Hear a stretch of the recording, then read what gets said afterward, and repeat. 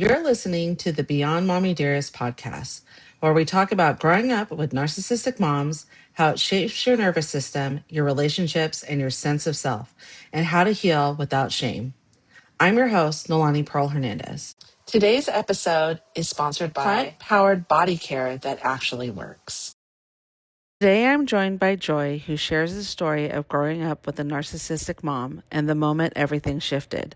We're talking about betrayal, guilt, and what really takes place after saying, I'm done. Joy, thank you so much for being here with me today. What you all didn't see is that and I have just talked for 30 minutes before getting started. And Joy actually grew up in the area where I'm located, just like I did. So we had a lot of stuff to catch up on. So I'm just really glad that you're here, and Thanks kindred for having me. spirits. Yeah, of course.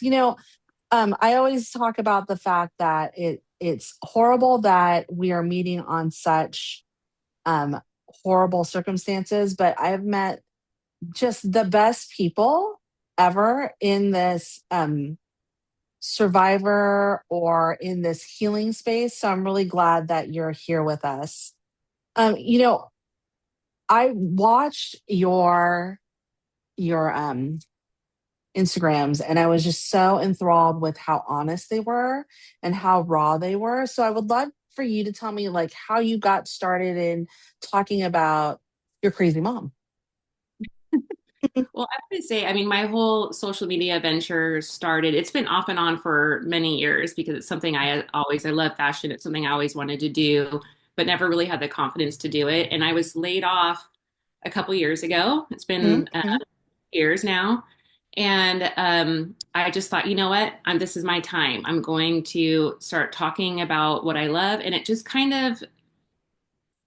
developed into talking about my mom. I was also Mhm. I experienced a lot of things in the last 4 to 5 months with my mom, and Mhm. recently went completely no contact with her. Mhm. And so I felt like I'm free. I'm free Mhm. to talk about it now because I think I always hid it.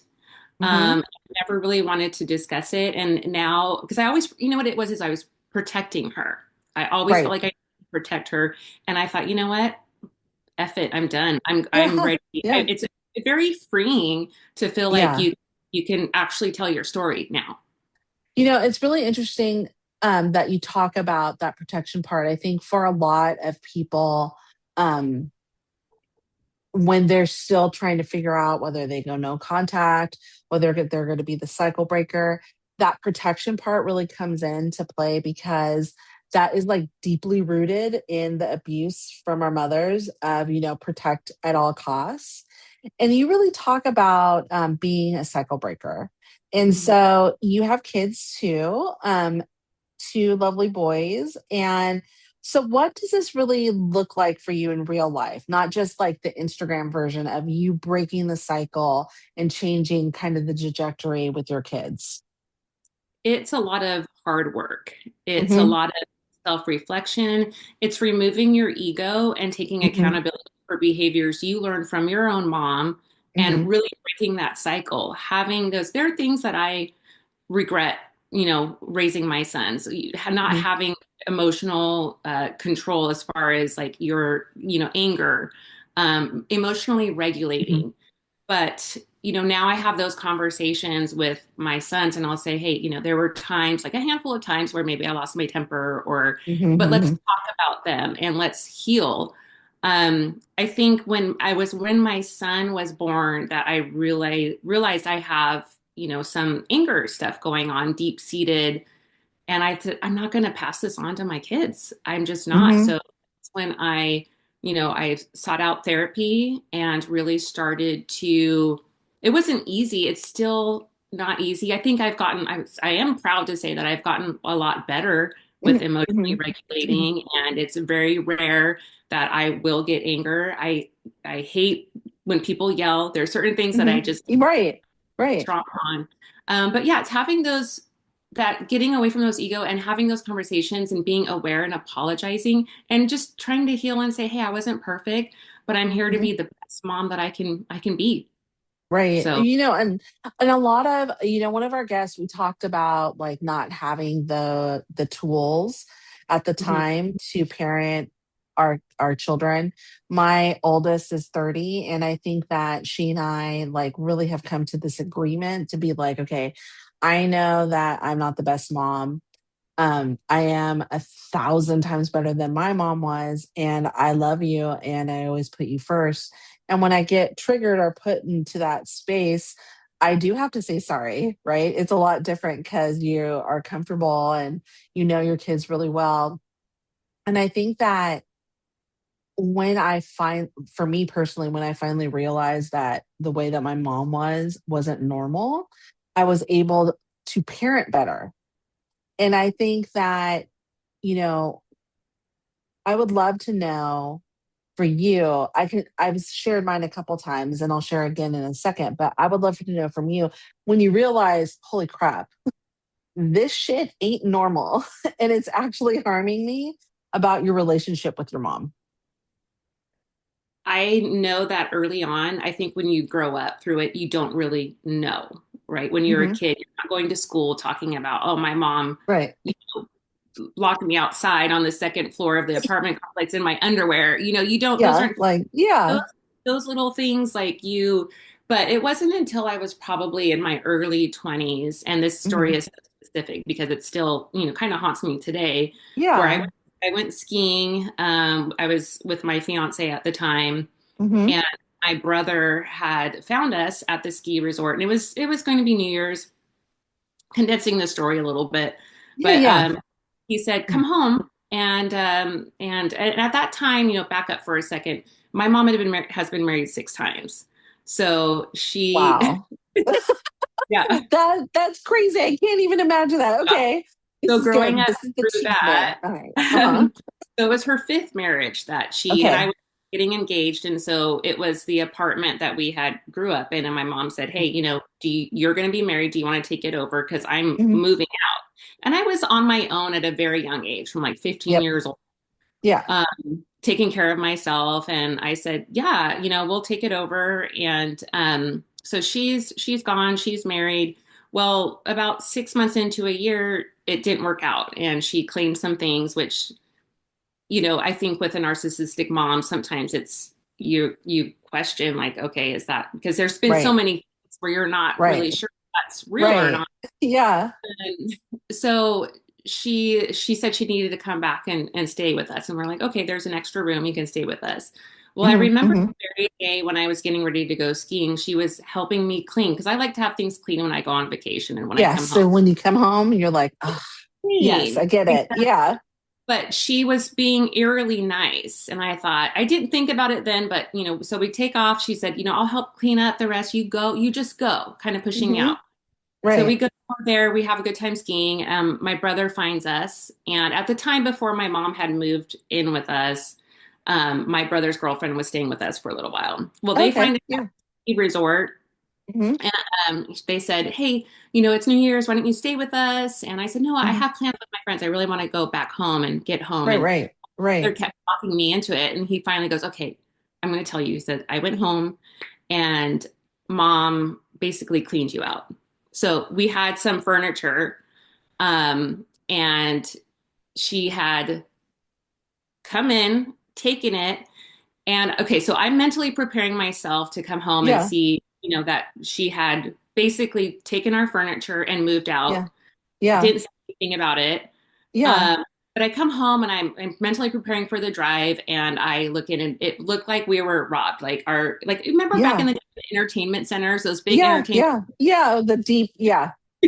Yes. So We're aging ourselves, but that's yeah, I okay. know, I know. But so that was completely gone, and all of our stuff was all over the ground. Okay. But but then I went to my room, and my dressers, everything was taken, and all my belongings, our belongings were skewed all over the floor. So premeditated, calculated, trying to get me out of the house, had a whole crew, ready to move and basically steal my stuff. But here's the kicker. This is the kicker with narcissists.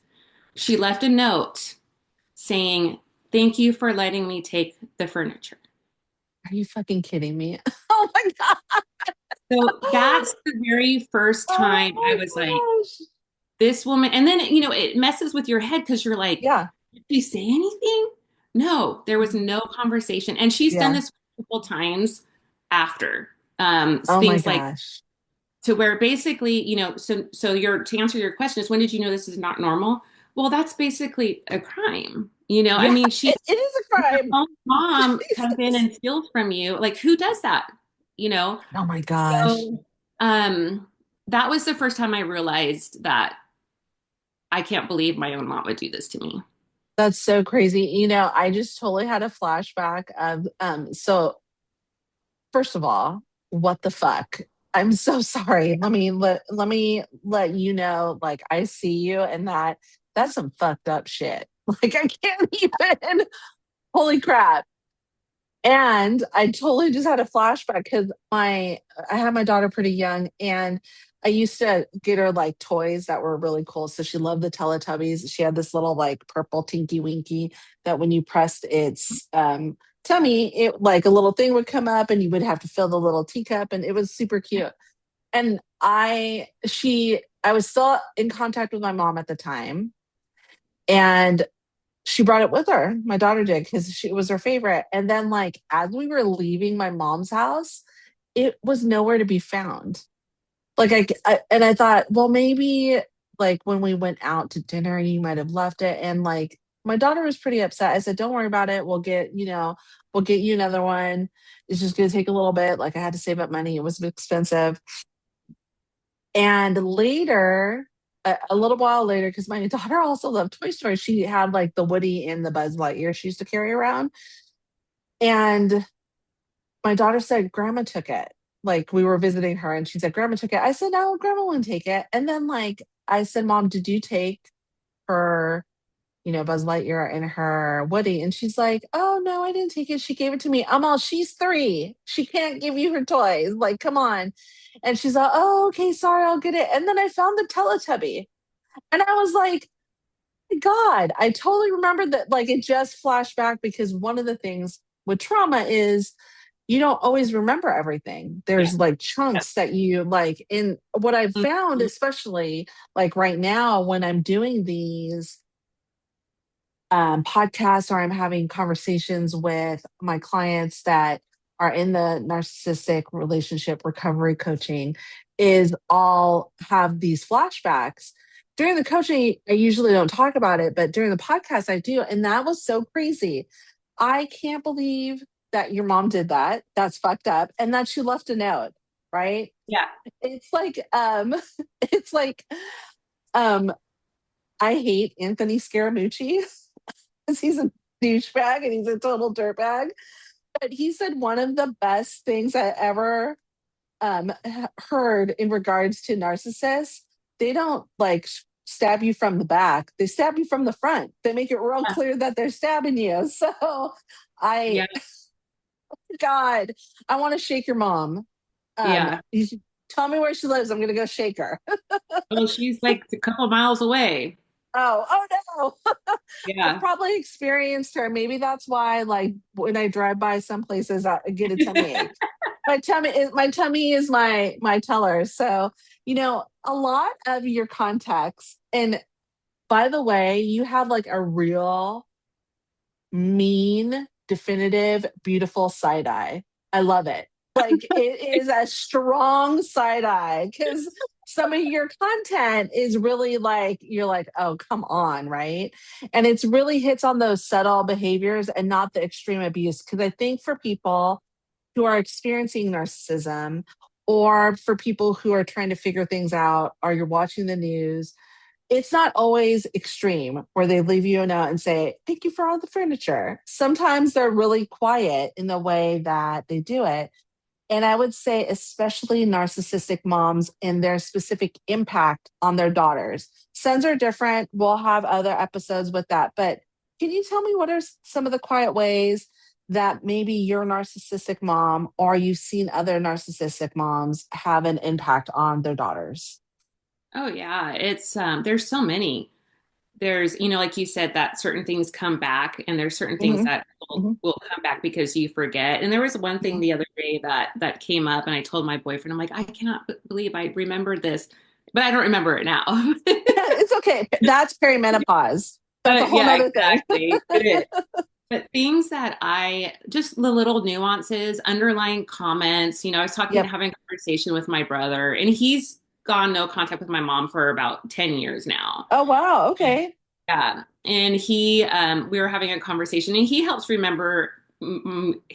remember some things, but we will talk about how, we were talking about our careers. And I had said, Hmm I remember being super young and talking to our mom about how I wanted to go into graphic design or fashion. And Right. my mom would put it down and she said, "Oh, that's so competitive. And, you would never make it in that." Well, I never knew this. And I'm 51. And my brother said, "Are you kidding me?" He said, he goes, how I was so into electronics. He's like, and he would take anything apart, anything he would get, he would take it apart, put it back together. And he said, hmm "I told mom that I wanted to be an engineer."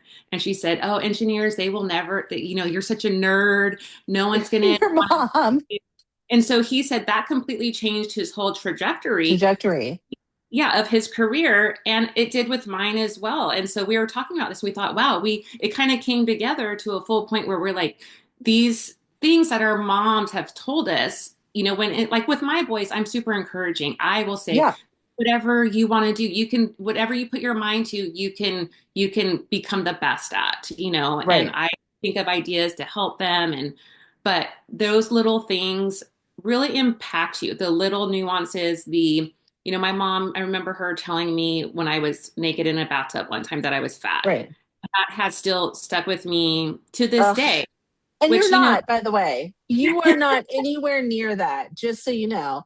And I'll have to tell you, I'll tell you what my mom said about mine, but you say that, continue on because fuck your mom. No, I you're mean, not fat. all those little things, talking about like just the little underlying comments are Yeah. constant. And then the constantly walking on the eggshells, appeasing her Yes. moods, all of those things.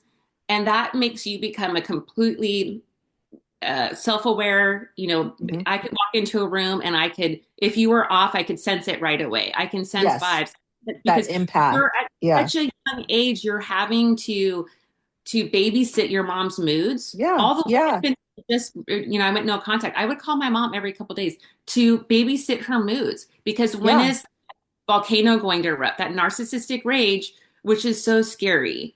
So it's a lot of little Yeah. things that make up a lot of big things.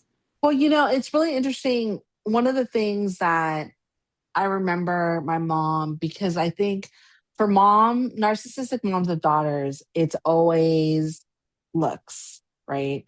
So you can never outshine your Hmm. mom. And so my mom, she immigrated here from the Philippines. She had her hustle. She met my dad when he was in Vietnam. He was stationed in the Philippines. I respect her hustle. I wouldn't be here without her hustle. And so my mom's really tiny. She's, 4'11, maybe 4'10, so, soaking wet. She doesn't weigh a lot. And she had me, and I'm not that person. Like I have very wide shoulders and I have wider hips. And when I went through puberty, one of the things that happened is like I developed really fast.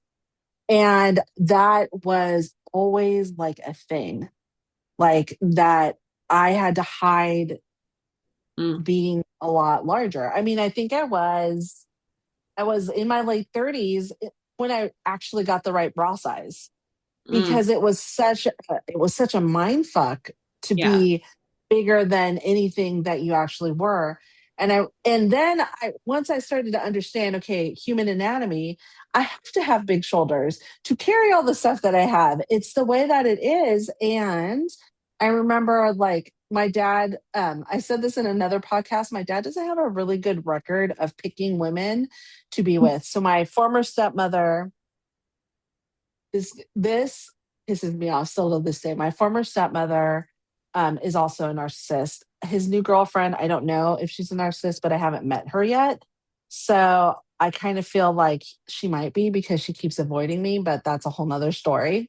We'll see. My whole thing is I'm trying to get people to come back to listen so I can give them a report. So far, I don't know if she's a narcissist. So that's my tick there. But they were watching like a 60 minutes back in the 90s, maybe early 2000s. And my dad, my dad's wife at the time, my stepmother at the time, called me and said, "We just watched the 60 minutes about women who have like a lot of testosterone in their system, and they were shaped similar to you. So you should probably get that tested." And I was like, did my stepmom just say that to me? I was like, that fucking bitch. And so it took me a really long time to accept the way I look, right? Like you said, that your mom said what she said to you at a young age, and like you're nowhere near, like you shouldn't have any issues with that because you are like a beautiful, like healthy woman. And to me it's always really interesting how that affects you. And I will say that I probably didn't really believe that I was someone who was pretty or good looking until my husband and I got together.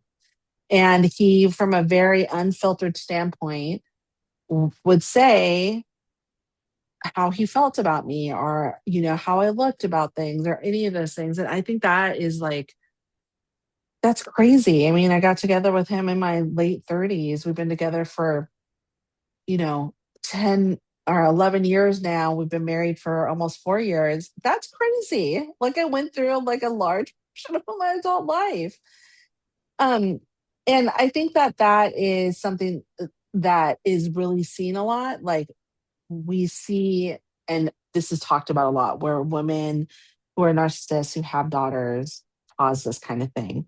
But what do you think is really misunderstood about narcissistic moms, especially when they're saying things like, "But she's your mom"? So, like Miss Oprah and Mel Robbins said that we should get over it. There are moms. So, what do you think is misunderstood about narcissistic moms? People, and this is one thing I get a lot when I post in my content Mhm. about it, is Yeah. like, she's your mom. And it's one of the most frustrating things for me because it triggers people. And I believe it Yes. triggers people because whether they have their own deep-seated issues with their own kids, or they're not Mhm. willing to self-reflect and take accountability for, their own stuff with their kids. Mhm. But I feel like you don't know unless you've experienced it. And that's what I always Yeah. have to come back to, is when I Mhm. when I comments, I say, to myself, I have to say, you know what, they unless they lived it, you're not going to know. Because Right. we always think of our, when you think of a mom, you think of, the relationship that we have with our kids. You think of Yeah. like Yeah. whole life going like, I'm going to be Yeah. nothing like my mom. I'm going to make it my life mission to be nothing like her. Mhm. Mhm. And so there's this narcissistic rage that just it's demonic. And I know that's kind of a hard Yes. word, No, but it's not. to live that, and this is one thing that I tend to say is when people give me, kickback on my comments, I'll say, if your best friend came to you and Mhm. said that her boyfriend was abusing her, you would automatically say, get the heck away. So why Yeah. is it different? Because it's your mom, because you share Right. the same DNA. Mhm. It's abuse is abuse. And I used to Abuse is kind bad. of deter from that word because, Mhm. and the whole word victim, like, yes, I am a victim of narcissistic Yeah. abuse. But it took me Right. forever to say that because I don't feel like I am a victim, but I've risen above to change the Mhm. cycle. But yes, you get that, and people get so angry when you say that. And I also get a lot of um, God says to honor your mom, and I get that all the time, Yeah. and I say, but I really don't think God would want me to subject myself to abuse, subject myself to abuse. And so you get a lot of that. And I think a lot of you just have to ignore and try to break it down. Like I said, Mhm. if someone came to you and said they're abusing you, you would say, get away. But Right. people in their head, they just think it's your mom, so you should accept it. It's not Right. acceptable. no matter what. Right. Well, and that I think is a really important thing because oftentimes a lot of people say, but the Bible says honor your parents or blah blah blah what there is. And there is, yes, if we are looking at it from that standpoint, when we're talking about what it says in the Bible, honor your father and your mother so that you may live longer in the land, our children obey their parents because in their parents is the Lord and for he is right. Okay, fine. But what God doesn't support, and I think that this is for all of the haters out there, is he does not support harm and abuse. Mm-hmm. And if you want to quote Bible verses in regards to that, the Lord examines the righteous, but the wicked, those who love violence, he hates with a passion. And those things, right, don't make friends with a hot tempered person. I mean, Mm-hmm. these are things that I think that people, you have to examine because it's not the end all be all. When Yeah. meaning, like you can take it at its word, or you can take it in regard to the story. And the story is not Jesus loves parents that abuse. Like I, I have never read that story. And if you have one, please feel free to email it to me so I can read it and tell you all the ways that it's wrong.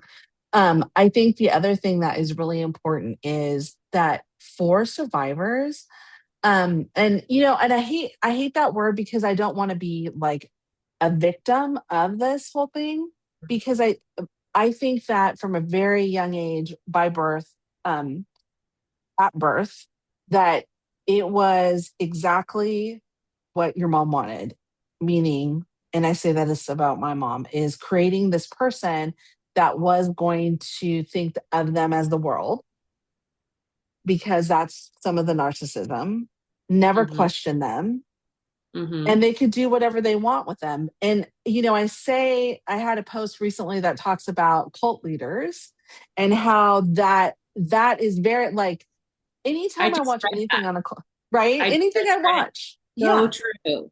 It's Yeah. it is crazy. It is crazy in that you think, okay, you look at like leaders like the Nexium leader, which we're gonna have some Nexium members on so we could talk about this and talk about the parallel structures and how these cult leaders got them to like let go of everything that they thought in order to do this. And I think, some of it comes from building that trust in a really fucked up way. Some of it comes from who's the voice in your head that you hear. And for some people, like there's this scene, this episode, I think it's in 21 Jump Street, and maybe I'll put a clip in the video part, but there's this scene in the newer 21 Jump Street, and it's Shannon Tatum, and I can't remember the other guy's name, but they're like in a dream sequence. And in Channing Tatum's dream sequence, he's like in a little Lambo and he's like a bit like it's a big party, but in his partner sequence, it's like doom and gloom and volcanoes and all this stuff. And so the talk of the two is so different, right? Mm-hmm. And I know for me, like that's the difference of the talk between people in my head. The way they talk is doom and gloom and you suck and all that stuff. Where my husband's is like, he's all, this is the perfect like example of the two. And then I talk about, Will Trent and that one episode where Faith has her mom in her head. And so you've talked a little bit about voices in your head that sound like your mom. How do you as a person, or how would you recommend that you start to separate those voices? Like you actually start listening to the ones that are true, the ones that are, celebrating you. It's something I still struggle with to today. Mhm. Trying to separate those voices, and I have a really hard time making decisions. And I think Mhm. because Mhm. you are raised with a narcissistic mom, you everything is about them, and so Mhm. it's almost like it's hard for you to develop your own identity and your own views on things. So I still struggle with that. I would say what grounds me is, talking to my brother who, lives it, has experienced it, Mhm. Mhm. and Mhm. also my boyfriend. Mhm. They Mhm. really is finding people that you trust to help ground you and say, okay, well, this Mhm. is not true. Hmm. And just really trying to differentiate between that and what your reality and your truth is, and making little decisions to help Hmm. you realize, okay, like I can do this. And then I'm not talking about, Yeah. a lot of times, like I can go and go to the store and do whatever. Yeah. But It's when it different. comes Yeah. when it comes to content, just as an example, oh, should I go in this direction? Should I go in that direction? It's like, just pick a lane. Yeah. Um, Yeah. you're always questioning yourself. Yeah. I Hmm. think that's something that I still struggle with, and I'm working through with these voices, and even the voices like I mentioned earlier, like you're fat. I still struggle with Yeah. that. Being Yeah. in this And you're industry, not. life, Right. Um, Yeah. but I would say, finding somebody where you can trust and help you, bounce things off with someone like you, for example. Yeah. I think, that's one of the things for me that's really poignant is um that my husband is really good at that. Like when he sees that I might be stuck in my head or he can hear it in my voice when I'm dealing with clients, I might get like this random text message that says, just breathe, like get that oxygen to your head. And I'm like, right, okay, let me get back in that space. Because, the work that he and I do in our other business is very focused on like high um ticket or like high value decisions, and Hmm. we deal with like high conflict stuff, and we deal with like large things that happen, and we have to make plans based on that. So it is a constant high stake, high conflict position that we're in, and so it's always really really crazy, and our nervous like my nervous system is always on. And Hmm. I think some of that is because I still want that part of like that stress, that whatever came from my mom. And, for women who grew up in that kind of environment where, you talked about it earlier, your nervous system's always on, you're always scanning. Like I'm always scanning anywhere I go to try to read faces to understand. And that definitely has benefited me in my work. But what did that look like for you personally? Like for me, I know what it looked like, but for you personally, what does that look like?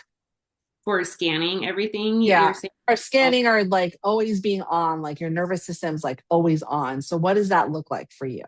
well, I will say, just like you had said, it made me a very effective leader in my Yeah. workplace. With you, Hmm. like like you said, high stake decisions. Hmm. Um, Hmm. it, but when it comes to my own personal life, I would say it's still something I struggle with as well. Hmm. Hmm. Hmm. It's one of those things where you um your nervous system is like, I haven't had anxiety like my whole life. So that's Hmm. something that, I've gotten help with. And my nervous system, like I said, like going scanning, you scan people, you're always on, and it does get exhausting sometimes. Hmm. You do kind Hmm. of have superpower in a sense, Hmm. because I can Yes. sense, like, something's going on with my sons or with my boyfriend, or just even sometimes random strangers. You can tell, like, okay, something's Yeah. off, because Yeah. you are constantly on. My boyfriend will say, you always overthink. You think overthink everything. I'm like, but that's how I was trained. Yeah. So it is something that I feel like is a good thing, but also it can be exhausting, in a lot of. Yes. Well, and it's really interesting because like one of the things that has brought more of this up for me is perimenopause.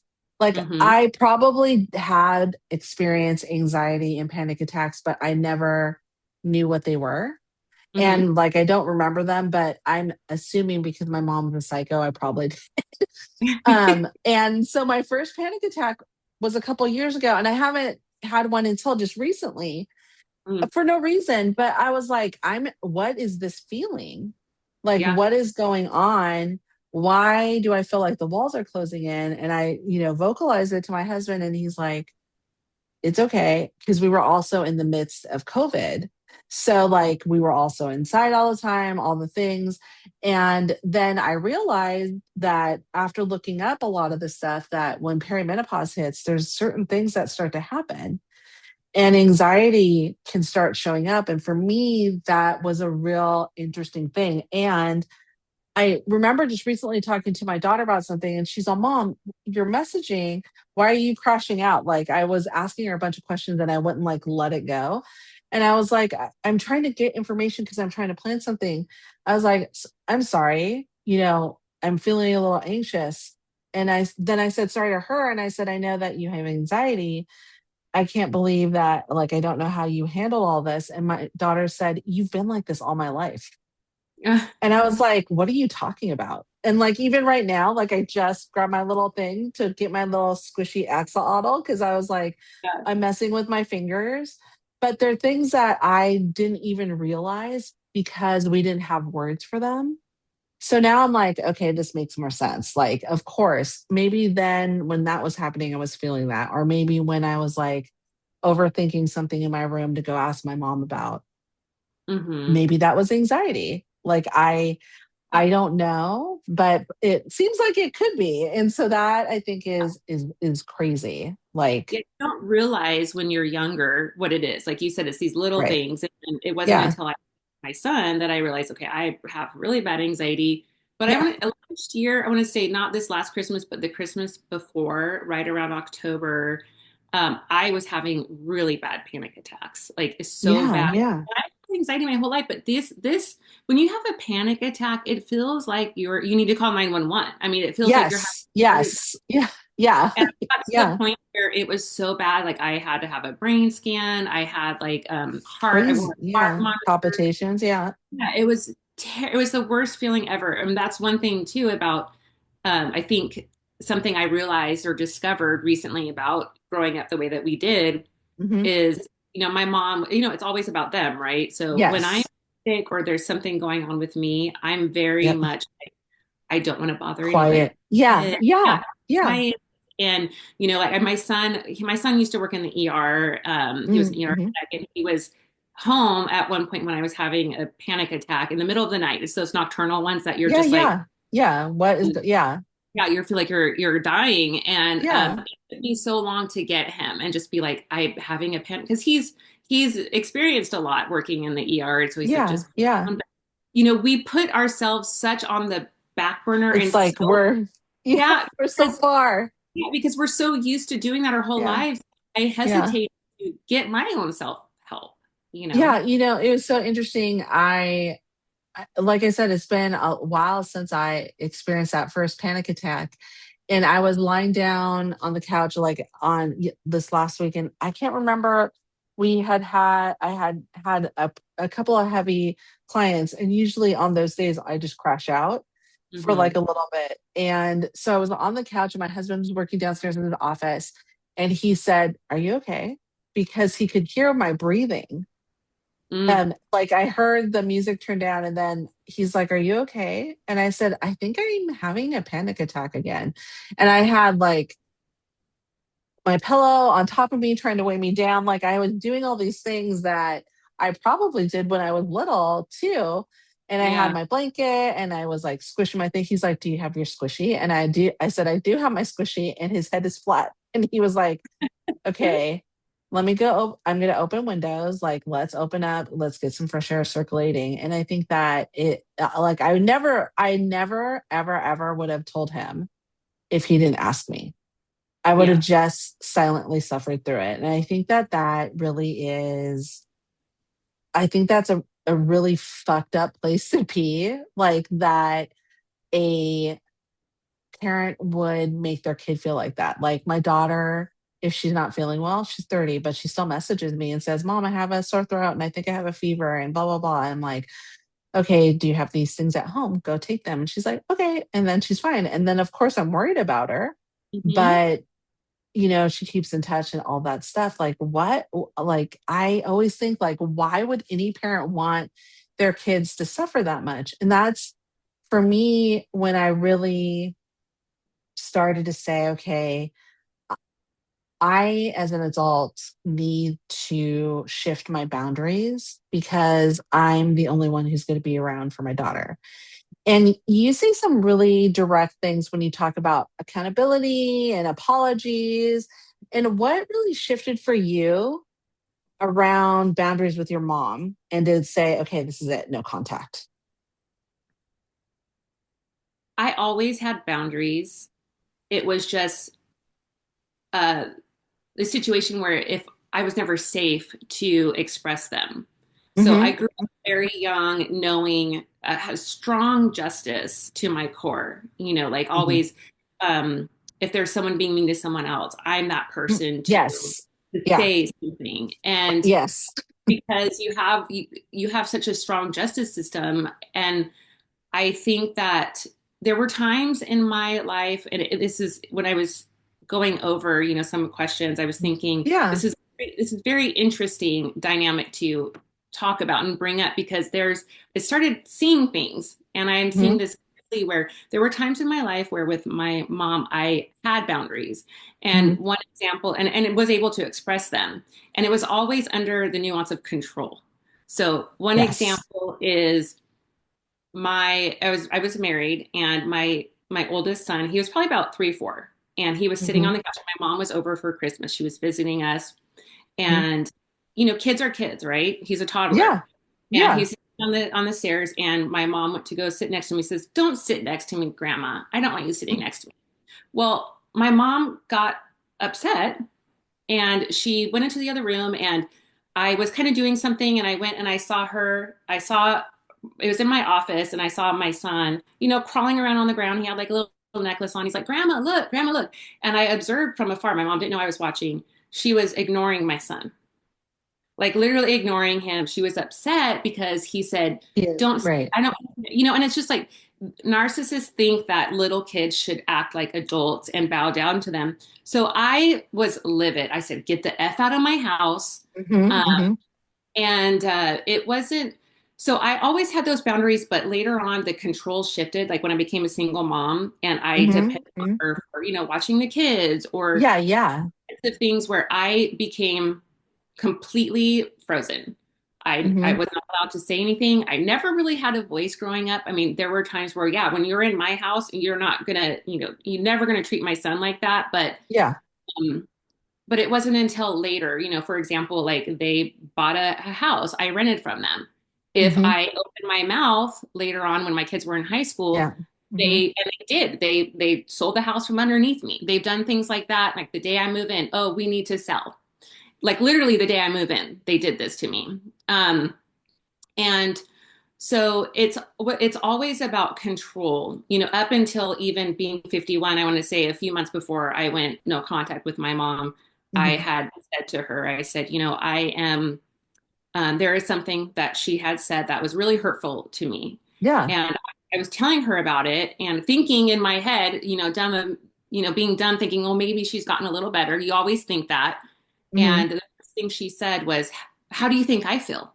So completely negated anything that I said and made me feel Right. worse. Me feel like shit for even bringing it up. But so the boundaries have always been there. It's Yeah. been control to where I've been able to feel like, so I have kept my mouth shut for a lot of things for Yeah. so many years. Yeah. Uh, Yeah. so and the boundary now is that um I don't talk to her. So Yeah. I'm, you know, Yeah. Well, and what do you think was harder for you? Setting that boundary or holding it when, like, I know for a lot of my clients, they're like, okay, I'm done. I'm setting the boundary. And then holding it is like when I get in trouble still now, I feel like I'm on fire. Like, I'm like, oh my God, like, I don't want to feel like this anymore. And a lot of my clients feel like that in this space where they're like, okay, boundary set. I'm not talking to you anymore. No contact. And then when they start holding it and the narcissist, their mom just starts trying to kick that door down and it's constant. So, what do you think for you or for people is harder, either setting that boundary or holding it when that guilt starts to kick in? what's interesting. And maybe I'm so numb. I don't really feel the guilt, and that I might be a terrible person for saying that. You're I mean, not. You're not. maybe maybe right now, but my mom is notorious for, and I think this is typical, where she will do something that causes a big Hmm. eruption But Mm-hmm. then a year will go by, and then out of Mm-hmm. the blue, this happened like 5 times. Out of the blue, she'll text me, "Hey, we have a car for so and so." Yep. Um, and The all of a sudden, gift, the there's dangle. always the Yeah. carrot, yeah. And Yeah. then it's, and I've had a conversation. Both my sons know how their grandma is, and I said, "Hey, if Yeah. if this is something you want to do, it comes with strings attached. It always does." Yeah. Well, Yeah. one said no one time, and I never heard it. I never stopped hearing about it. But one said yes, and it, and then you have that contact again, and then it's like nothing ever happened. And Mm-hmm. this is Hmm. constant, like every couple years kind of a thing where something erupts. And Right. this time it was so bad.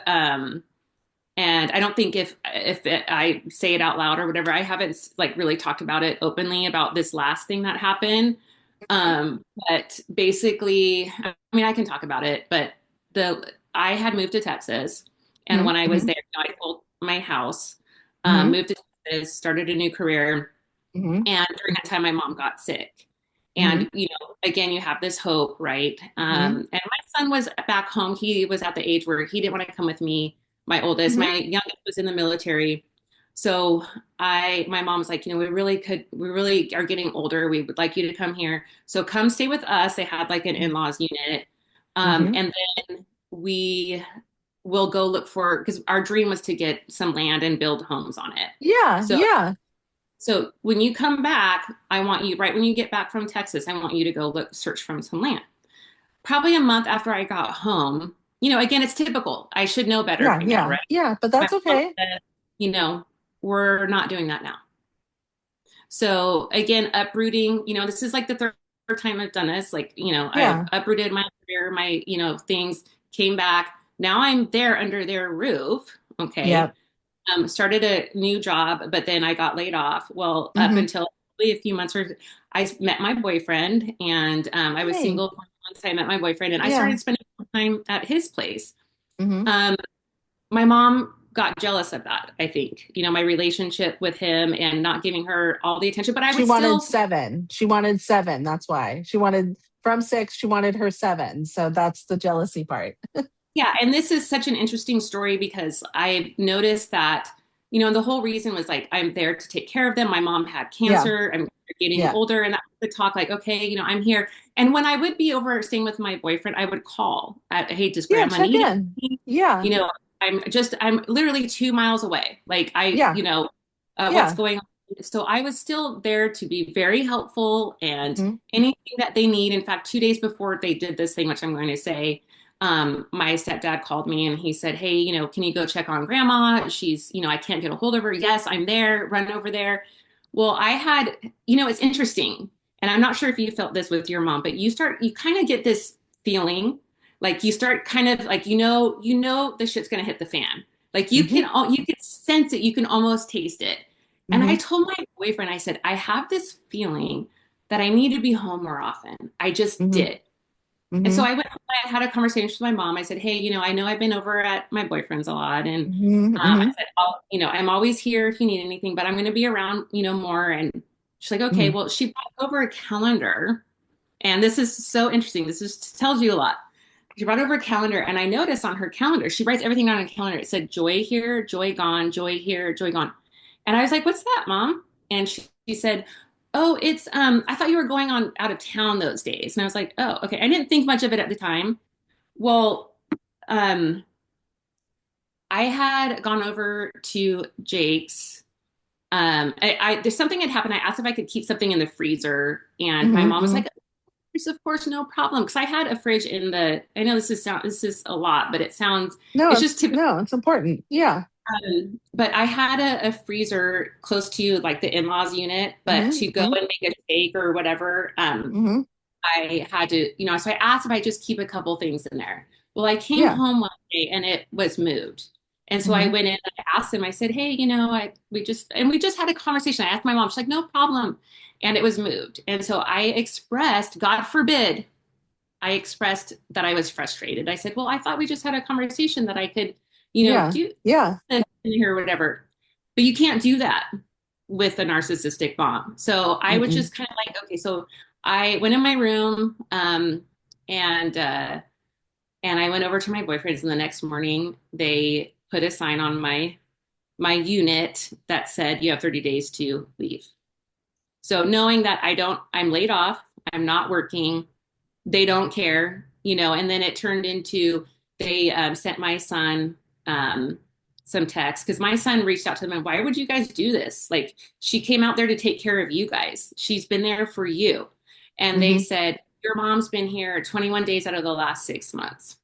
So they were counting, the calendar that I showed you, they were counting the Yeah. days there. So anyway, after that, I was like, I'm done, because they basically left me homeless to Yeah. the point where it's like, but they don't care. Like I can't imagine ever doing that to my kids. So uprooting my own No. life, Yeah. come Yeah. take care of them. And because I'm not around and I'm like enjoying spending time with my boyfriend, it's like, we're just going to do this to you. Like it just, you can't even wrap your mind around it. I'm so sorry. Like that's so fucked up. Like, and here's always the kicker. They don't even have the balls to fucking tell you. Well, that's the They thing didn't is even fucking know. conversation. Like, what There was the no hell? conversation. It's like it could be like, hey, you're spending time with your boyfriends more often. Do you? It's like I'm here to help take care of you guys. Like that. I Yeah. mean, I don't necessarily want to be around like my parents. Like it's not Yeah. the Yeah. funnest. I've been on my own since Yeah. I was years old, but I uprooted myself to come and help take care of you guys as you're getting old. And that was Hmm. kind of always our conversation is, and I think, when you talk about the guilt piece, the guilt I feel is because my brother was not in the picture anymore, and I was the only daughter, Yeah. person left to Yeah. kind of take care of them as they get up and get older. Yep. But after that, I'm like, you know what, you got it. That's it. I mean, Yeah. You fuck around and find out. Like that's really yeah. what because I know that like, so I'm an only child Hmm. and, but with both my parents, they, you know, my dad, like I said, my dad was never abusive and I love my dad to death. And he had a stroke probably, I think it's been about 20, probably more than that, 25 years ago. And with that, he's kind of stuck in his teenage brain. Hmm. And that's fair. So there's a lot of selfishness that comes with that. But I like give him a lot of space. But he's like up north from me, like, and he lives on his own and he does a lot of stuff that, and I think that's great. And but I'm the only child for him, and I'm the only child for my mom. She's remarried. I think she's in Arizona the last time I knew. And someone recently asked me, like, well, what are you gonna do when she like gets terminally ill or like sick? I said, let her cook. I don't fucking care. She didn't care about me. And I Yeah. don't say that out of like anything other than trying to protect myself. I know that if she even like moved out to where I am and was in a home, let's say best case scenario, I know that I would lose myself, like the person who I am now, because there would be no boundaries. My phone would be ringing off the hook. There would be, 20,000 things that are wrong. And I think that like and if you don't I think for me, if you don't understand that, fuck you. Like, not everybody has a really great upbringing, and that's okay. And we give grace for that. If you can't give grace for the fact that my mom is very mentally ill and she has treated me like a piece of shit and I will not tolerate it anymore, fuck you. And I don't need you in my life. Like, I really, and there's I, that. And I think, go ahead. I think I need to get there because Yeah. I Yeah. mean, I still, when people say things, it still will bother me where you are like, Yeah. like, fuck you. Like, No. I'm, Yeah. I still feel like, okay, well, you don't understand because, and I try to justify it. Like people go, Yeah. Yeah. tools, like, well, I mean, my mom had as much tools as I had, to Yeah. try to break this My mom cycle. And had more tools than I had. She had my grandparents. They're helping her. yeah, So mine is like, and I get that, and I get not, whenever I talk to my clients, I said not everyone is going to be in the space that I am, and I say this because coming around full circle for me, my husband, our kids. this life that we have grown and developed together. My husband, we're doing a little project where we're putting like a bunch of pictures up in a really sprawled wall, and all the pictures are like downstairs because we're figuring out what to print. And I just looked at it and I like almost started crying because I was like, this is a life that I deserve. This is a life my mom never wants me to have, and she will ruin it. She will 100% ruin it by a Yep. thousand things. And I Yep. think for me, especially like for anyone who's under the age of 35 who's listening to this, once you get into this like middle life lens, there is like this fuck you attitude where like I don't care what you think of me. Let me take a step back. I do care what people think of me. I think about my kids, I think about my husband, I think about my amazing mother-in-law and what they think of me. Definitely. But like a random stranger off the street that I used to care about, I'm like, whatever. And I think that healing for me, especially, and I forget how old I am all the time because like 49 came up real quick. And Mhm. um, I think that it shows up a lot differently for me than it did even just 10 years ago. And I don't think that has anything to do with my environment. I think it has to do with my age. The time that I ever miss my mom is when I think about perimenopause. I think for her, when she hit perimenopause and all of this stuff started happening, for her, she got crazier. She got more controlling. She got more unstable, all of the things. And she didn't talk about it. And that's fine. For me, when perimenopause showed up, I was really like, I talked a lot about it because, excuse me, like that. It's because of perimenopause, like there's certain things that happen. And so, how for you does this healing from your crazy ass mom show up differently, in your aging from like 40 to now your 50s? And I've been told that once you hit 50, it's like amazing. So I'm like, my fingers are crossed and I'm like, can't wait. So how is it showing up differently for you? Well, I think you have a lot of life experience when you get to 50, Yes. Hmm. a lot, and you are able to start to see through the fog a little bit. So you start to see Yes. things a little bit more clear. You have so much life experience, like I said, and you are able to kind of see things for what it is. And like you said, when you hit perimenopause, you're just kind of like, you don't give a crap anymore. You're No. just, No. Yeah. you just have no, it, I mean, I have a filter. I've really Yeah, learned I in do have a my life filter. to Yeah. have the filter and to, I mean, there's times where I haven't, and I've worked really hard on that. Yes. But I do, I think there are things where it's just like, I can pick and choose. Like if I Yes. Yeah. say something, I will say it. But there's a lot of things Yeah. I can do. And I think when you can become unapologetic too. Like, yes, there's some things Yeah. about my life that people hit. It kind of stings a little bit, but it's because I think a lot of people just try to trigger you too. And so you have to look at Mhm. the context and realize when mean people hurt people, like, Yes. rather than, and I always look at the place it's coming from. Okay, they Mhm. are obviously something is touching deep within them. But yeah, I kind of just feel like, unapologetic, when you get Yeah. to an age where you're just like, Yeah. F it, you know? Yeah, yeah. And that I really like I love being in this age because like you said, there's like this wisdom that comes as you get older.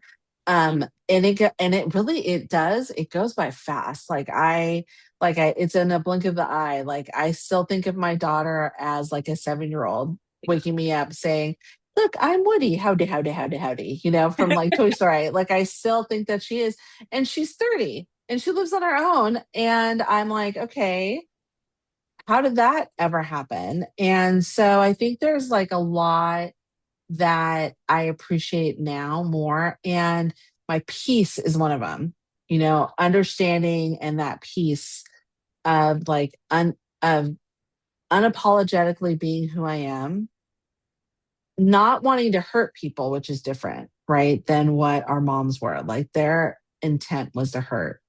Yeah. And I think that, perimenopause, like it is the devil, but man, my like psyche is totally different. And Hmm. that's one of the things that I think like one of the first things I saw was you like mentioning something about perimenopause um in your Instagram, and then I started following you because one of the things I really liked was that you blend that like fitness, perimenopause, and healing all together. So how did you connect those all together for you? Like what was like, okay, I got a niche, here it is. I think it happened organically. Mm-hmm, Fitness has been my background. I mean, since I fresh out of high school, mm-hmm, I started getting into teaching right away. mm-hmm. And I've been in the fitness industry for 30 years, 35 Oh years. wow, okay. It's all Mm-hmm, that I know, and really built my career around that up until COVID. And then I kind of pivoted a little bit, got into other areas where I still used my fitness background, and then completely went into a completely different industry for a couple of years. mm-hmm, Um, but I think that moving my body when I was younger was about something that I could have control over, and maybe the mm-hmm, with the background with my mom saying that I was fat and being able to take control over that, mm-hmm, as well as the, perimenopause, something that I've experiencing going through, going to the doctors, talking about what we go through when we're not validated and we're told, mm-hmm, I mm-hmm, literally mm-hmm. had doctors tell me like, there's no such thing as perimenopause. Oh my God, they suck. Like, let me get on this little shtick really quick. Women, don't let any doctor tell you there's no such thing as perimenopause. There's shit that happens, like you get frozen shoulder, you get a I panic have that attack, now. right? Your hair starts like thinning out. You gain a little bit of weight. It's which is not a bad thing. There's all these things that can be attributed to your hormones fluctuating. And hormones are a powerful thing. Hormones help you make a baby. Hormones are really powerful. So fuck that doctor. Fuck any doctor that tells you that you're not going through it because like like for me it reminds me of your mom. Like Hmm. what are you talking about? I'm going through this. Like I remember when I got frozen shoulder and I was like, what is this? Like what the hell? Fuck Yeah, them. Sorry, let me get off my soapbox. Stepping down absolutely. off of it. Yeah. Your content is like super direct. And you mentioned how you've gotten some pushback saying some of the things that you've said out loud. So and also that, you're kind of like you try to get to explain to them. So what made you decide to stop softening your message for those people? I truly believe that it comes to not having a voice growing up, Mhm. to feeling like finally empowered, especially with going no contact with my mom, like I had mentioned earlier, feeling like I can actually finally, I'm free to talk about it. I'm Yes. free. And it does feel so freeing in that feeling like, okay, and the other piece to it is also why I'm able to really speak openly is because I am not working for corporate. I mean, being Yes. in the office is a huge part of it too, because I had to be, being in the position that I was in, I had to be very Mhm. careful about what I posted. And there were so many stipulations on what you could talk about, what you couldn't, and things like that. And then, of course, being in a leadership position and people Mhm. looking at you a different way. And so I think that really opened up a lot for me being able to just be like, hey, this is what it is. This is what I Yeah. experienced. Hmm. And being very, and that's, the point of my content is to be really raw and open and not sugarcoat anything. Hmm. And Hmm. that's kind of what I lead with. Well, I think, for a little while that leadership is changing for a little bit. And that honesty and that pure honesty was something that was really, really important. I think we're going to get back there too. Again, I don't know when, but I know that there was an authenticity that a lot of people valued. Mm-hmm. And there was like diversity of thought and all of those things that are really, really important with businesses that want to be successful. I look Yeah. at places like, and I'm not, let me make sure that this is clear. I'm not sponsored by Costco, but let me tell you that Costco is like a super diverse organization. They pay a living wage, they do all these things. They seem expensive because you're buying in bulk, but Mm-hmm. you're saving money and they treat those who work for them in all levels of corporate, whether you are checking people out, you're checking people's membership to social media, all those things really, really well. And that I think that there are going to be more businesses like that so that we can continue talking shit about our moms, right? Like Yeah. that to me is like really important because I talk about this often about how when you show up in a corporate world, and I know this because of our experiences with our other clients, is that your traumas don't leave you. Hmm. So, when you're healing, when someone might be healing, and it might be a very like open thing, they are, they show up at work still healing. Hmm. Like they can't just like, it's severance time, like the TV show, I'm going to turn it off and download my work brain. I think that that is not really what it's like. And if those of you who've watched Severance know that even if you downloaded your work brain, you often start to think, what does your personal life look like? Right. And so I think that that is a really big thing. And for me, I know what my healing looks like day to day. Um, I probably could do better. I probably could stop cursing about people driving around the high school where I pick up my kids inappropriately, but that's okay. But what does highlight like healing really look like for you day to day? Like when do you like need to take a tick or what does it look like and for you?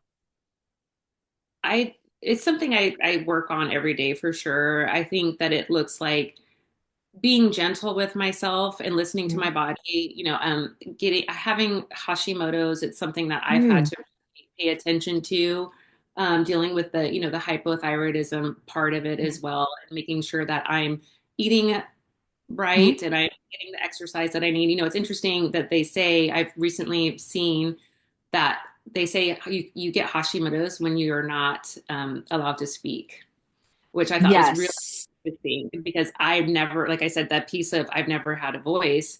And so here I have this Hashimoto's diagnosis. And so, every day to me looks like just giving my body what it needs instead of trying to control it so much like I have in my past through fitness Hmm. and make Hmm. sure Hmm. I'm a certain size and I, fit into these certain size jeans. And actually, like you had mentioned earlier, actually, buying the size that's maybe a couple sizes Yeah, bigger and being okay because with it's that because comfy. Well, let me tell you, girls, like when you wear a size a couple like sizes bigger, it does make you look smaller, just so you know. But it's yeah, so much more comfortable. Like right. so much more. I like it's just so much more comfortable. So the size is bigger if you need to. One of the things I want to like highlight, and I think, do I have it here? I have the book here and I'm going to try to take this out without everything falling down. So Gaber Matt um, has this book. It's called The Myth of Normal, and he talks a lot about trauma and how trauma shapes your body. And autoimmune disorders, some like Hashimoto's, really come from the space of your nervous system just being a freaking wreck. This is a really, really good book to read, and it goes over how um, ACEs, so adverse early childhood experiences, really are interconnected with your health. And Hmm. so people who score high off that, and you don't want to know my score, which is culminated with being a person of color, being at below the middle class poverty line, and having a crazy mom, those things kind of throw you off. And that instability that your mom kind of instilled in you, like it's the gift that keeps on giving in regards to certain things. And that's one of the things we talked a lot about. I On my first episode, I had Kimberly Weeks on, and she and I actually had a meeting this morning. We were chatting about some stuff. And one of the things that I took away from that is the spoon theory. And I had heard the spoon theory before and researched it, but she really like whittled it down to, I knew if I had no spoons that I would be incapacitated because she has MS. And I knew that if I decided to engage with someone on social media and call him a jackass, that took two spoons. Or if I was going to argue with my kids about going and doing their homework an hour earlier than they wanted to, that would take three spoons. And so she manages her time, and I don't know if she does now, or her energy level based off of those spoons. And that's something that I think is really important. And as we work with leaders, my husband and I, in our work there, in the relationship recovery work that we do around narcissistic abuse, that is something like making it very a bite size so people understand, like, okay, today I have 15 spoons. But as you continue to heal, your spoon, like allotment of spoons increases. And as a part of that, like your healing like never ends. So you will get more spoons. And so my question for you, as we like talk about all this medical stuff, about the stress of our nervous systems, about autoimmune disorders, don't get me started on shingles, because shingles, and like now that we're older, there is that possibility. But if you get shingles younger, which I did, as a result of that stress, it's that autoimmune, your autoimmune like system just gets out of whack when your nervous system is. But do you feel like there's ever an end to your healing? Or is it more like an integration process where it keeps happening and you're healing every single day? I think it's never ending. I think it's Hmm. something that I'm going to be healing every day. Hmm. Hmm. Definitely, it's definitely going to be an integration process for sure. Hmm. Hmm. I think that there's that having a narcissistic mom is something that is, unfortunately stays with you forever because it's ingrained in you in such a young age Hmm. that I mean, I'm 51 years old, and I Hmm. think that the piece of that is finally removing myself over the last 3 or 4 months and starting to see through the fog. That's the starting healing process for me. And, I would love to say that maybe one day I would be completely healed, but I think, and Hmm. I've made so much progress from, Yeah. when my kids were young that I'm really proud of. Hmm. But I do see that there are a lot of things that I'm still discovering about myself. And I think Hmm. that those are Hmm. all things that are just something I'm going to strive to work through every single day. Well, and I think that for me, like that's a really, really important thing. And what I would love is for someone who is listening, who thinks that their mom might be a narcissist and or just figured out that she is. What's something that you might want them to know in regards to their healing or their mom being a narcissist? I believe the main thing I would want them to know is that they're not alone. That's Hmm. the whole reason Hmm. why I started talking about it through my content is it's just for others to have a voice to put what they're feeling through, have a voice to it, put a voice to it and realize that's what I'm dealing with. Because when I went through Hmm. it, I didn't know anybody that had experienced this. I felt alone Hmm. until I started talking about it. And Hmm. people gave comments like, oh my gosh, do we have the same mom? And Yeah. I, Yeah. I have such this like motherly side to me that when I Mhm. have people, they'll tell me some of their experiences and I just want to give them a hug. And I Yes. respond a lot with Yeah. that. Sending you a hug, because I Yeah. would love everyone's moms that are dealing Yeah. with this have the Yeah. mom they should have and deserved. Yeah. So Yeah. I would definitely say that, they're not alone because you do feel so alone in this. When you're Mhm. growing up, you're thinking, like, do all moms teach Yeah. or treat their kids like this? And you grow up and you realize, no, they don't. No, In no. It's yeah.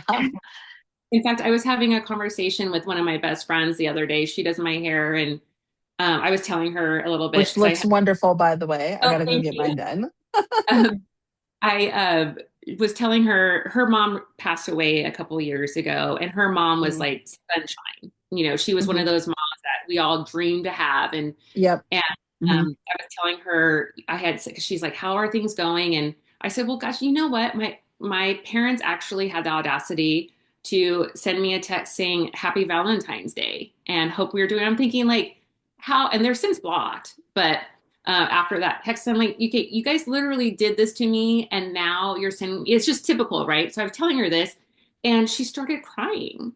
And Oh, I said to her, like, oh my gosh, did I say something? And I'm so sorry. Like, did I say something? And she goes, no, I just can't believe that you have never been able to experience mhm. how it is to have a loving mother. And Yeah. she's told crying, like, I'm okay, Yeah. Yeah. Yeah. I mean, yes, Yeah. Mother's Day is coming up, right? And it's like people don't Yeah. understand, like when you, yeah, like when I was still in contact, go pick out a card, and it Yeah. would be Yeah. like a card that says "Have a good day." You know what I mean? Because I you don't have those warm know. and mushy feelings towards your mom that most Yeah. people do, right? Yeah. But I Yeah. think that those are, all things that I think that I would just to have a voice to it. Yeah. It's really, as you were talking about that, I was thinking about, so I support a group of like 8,000 women on Facebook who have narcissistic moms. And so we do a book club, which is what I'm doing next after this. And um, one of the women in there, she calls her mom by her first name, and she was saying, we have chosen moms. And I had never really thought of it like that.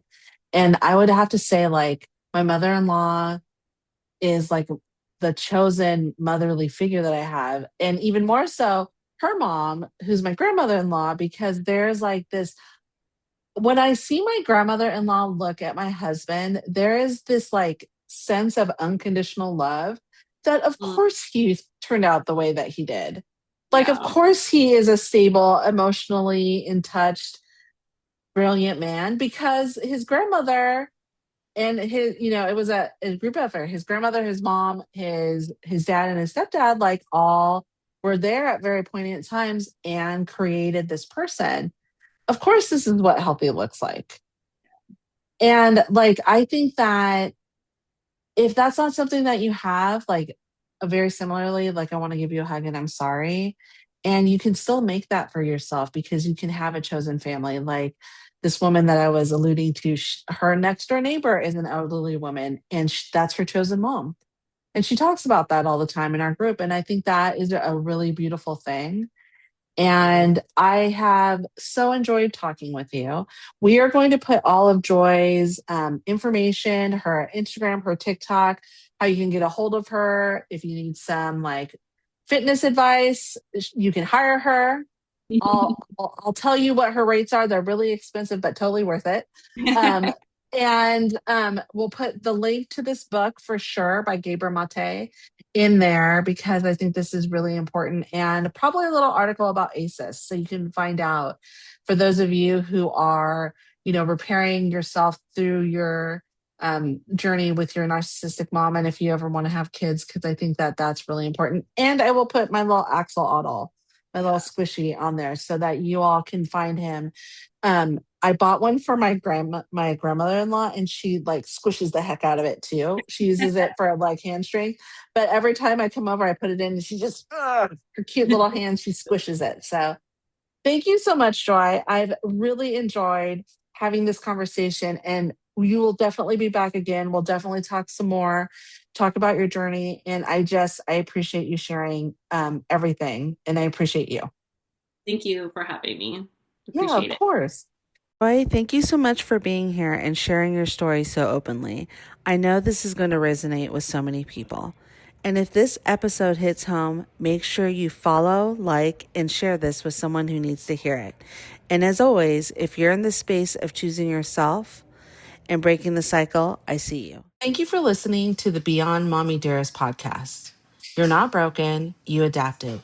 Healing from a narcissistic mother is real, possible, and you never have to do it with shame. I'm your host, Nolani Pearl Hernandez, and until next time, take gentle care of yourself. Your skin is a part of your nervous system, and taking care of it is essential to overall balance. Our products are specifically formulated to nourish your skin and bring you closer to homeostasis with every use. Start feeling better in your body today with the Happy Cannabis.